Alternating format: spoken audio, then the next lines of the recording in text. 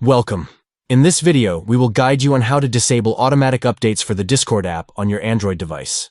Follow these steps to prevent Discord from updating automatically. 1. Start by opening the Google Play Store app on your Android device. 2. Tap on your profile icon located in the top right corner of the screen. 3. Navigate to Settings from the drop-down menu. 4. Inside the Settings menu, tap on Network Preferences. 5. Look for the option that says Don't Auto-Update Apps, and select it to disable automatic updates for all apps, including Discord. By following these steps, you can ensure that the Discord app on your Android device does not update automatically without your permission.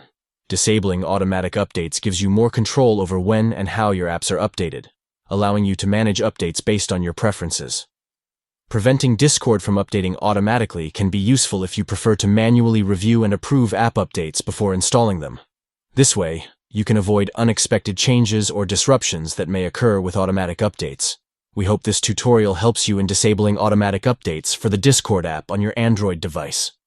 Thank you for watching.